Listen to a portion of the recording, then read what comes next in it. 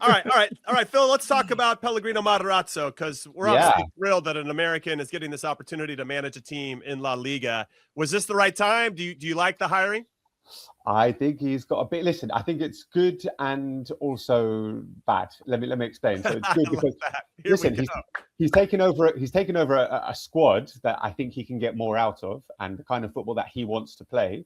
I think he's got players to play that kind of football. And he came out and spoke at his presentation yesterday and spoke about wanting to play attacking football, but not necessarily attacking by having the ball, but attacking by creating a volume of attacking openings. So it's not necessarily we're going to have loads of possession, but we are going to be more on the front foot and create a volume of attacking openings. I think he's got players to do that, but he's taking over a team that he says need to defend better. He's taken over quite a particular team, Real Sociedad, because I think apart from Athletic Club in Bilbao, who have this very unique selection policy, which we know about, Real Sociedad, I think, are the team that rely most on the youth academy, and they are very rooted to their local culture and local players. 4 of the last 6 managers that they've had have been Spanish, and not just Spanish, but Basque, and not just Basque, but from the province where San Sebastian, where San Sebastian is and Real Sociedad are. So there are players and managers that really understand the youth academy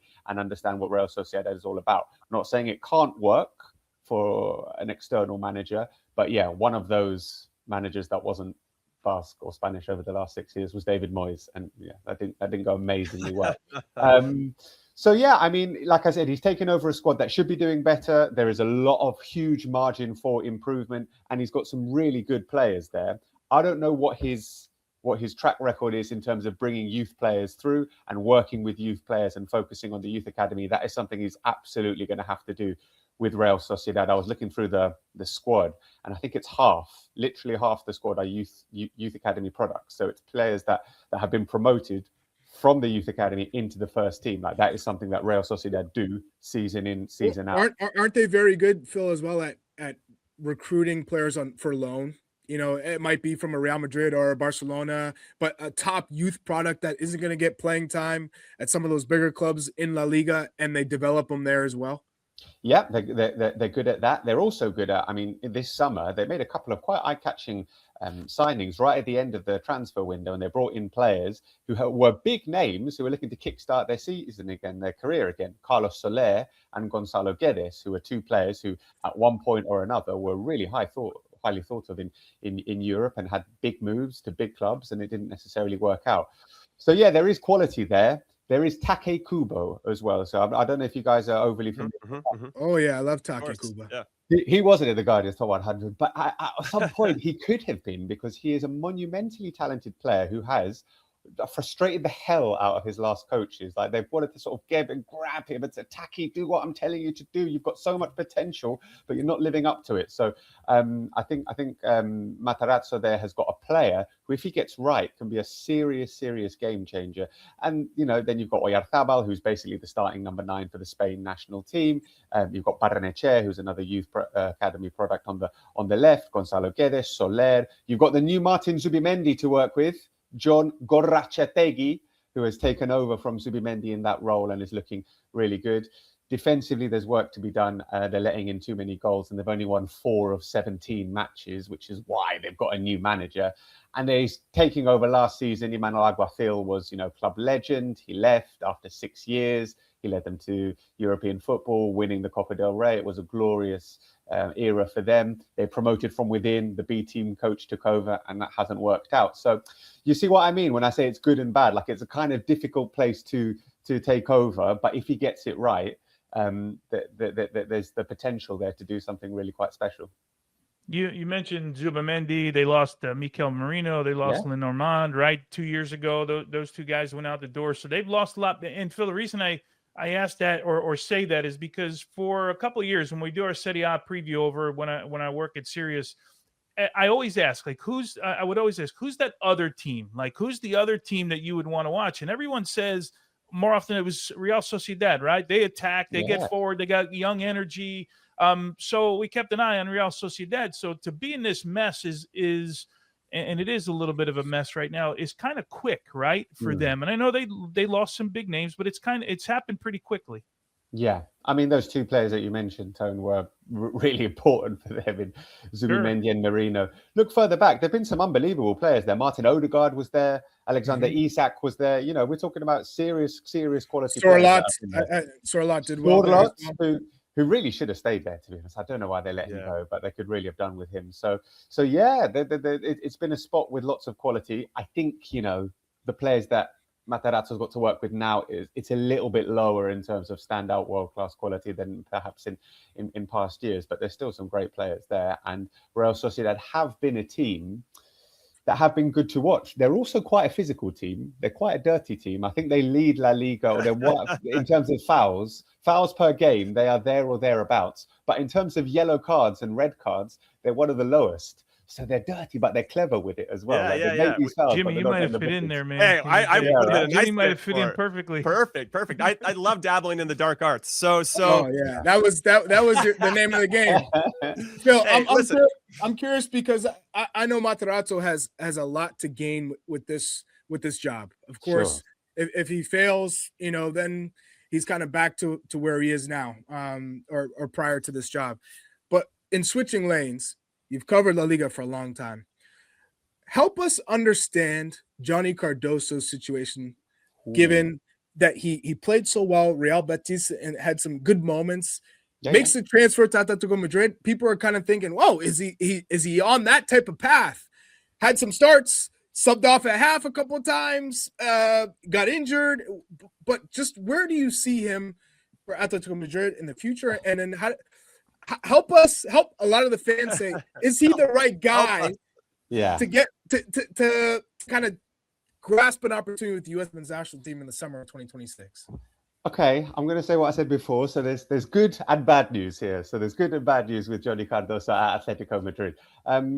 Diego Simeone had been wanting this player for a long time. And I'm not just talking about Cardoso, I'm talking about this specific kind of profile of player. He wanted what he was calling a cinco. I want this number 5 in the heart of midfield to break up play and start plays from deep. I want that player. And they identified Johnny Cardoso. And we were thinking, hey, this is a good signing. He's finally got the kind of player that he wanted.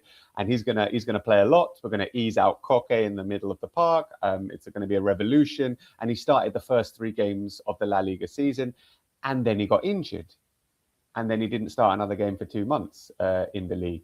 So the problem that Johnny Cardoso has is that Koke has suddenly started playing unbelievably well. Alongside him, he's got Pablo Barrios, who is playing in an extremely high level. I was listening to someone on Spanish radio the other day comparing him to Vitinha, which I think is maybe getting a little bit exaggerated. A little. Number 3 on the list of top 100s, Vitinha. Yeah. But he is playing very well. So, unfortunately, at the moment, Johnny Cardoso does have those 2 players seemingly in front of him in the pecking order. Here's the good news. So that's the bad news. The good news for Cardoso is twofold. One is that Simeone obviously trusts him because he started him in 2 really massive matches recently against Inter Milan in the Champions League and against Barcelona in La Liga. He started those games, having barely played for 2 months.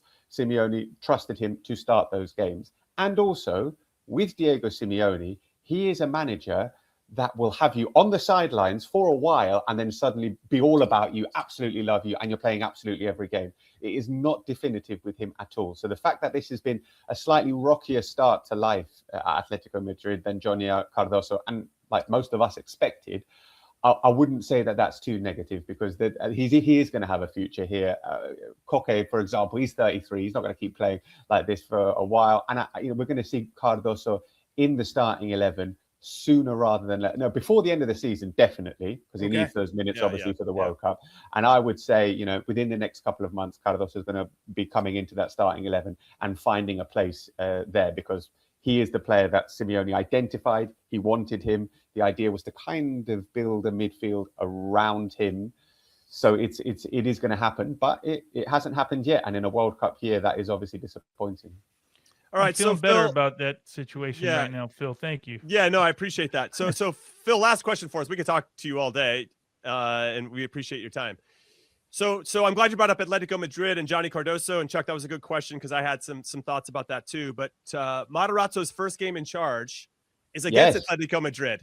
Yeah, So I'm calling on it Sunday the 4th of January 4th. Yeah, That's looking right. forward to And it. then Yeah. and then he's got Getafe and then Barcelona, Matarazzo. Ooh. It feels like he's got a Wilfred Nancy taking over a job at Celtic type thing. Like, okay, we're just going to throw you right to the fire right away. Good luck with it and see how it goes. I guess my question is the perception of having an American manage your club in Spain. How is he being received by the fans and by the public at large? I would say a lot of people don't know who he is. Genuinely, a lot of people don't. I mean, Appreciate your honesty, Phil. Appreciate your honesty. Genuinely, a lot of people was like, okay, who's this guy? He's American. What? Oh, he's been in the Bundes. Okay. So it's a bit like that. Like a lot of people weren't familiar with him, weren't familiar with his work. I think his press conference was good, and he said the right things, and he came across well, and he seems to understand. And he also said, "I've got a plan. Like, I know what I'm going to do here. I've got a plan. I'm not going to tell you what that plan is, but believe me, I've got a plan."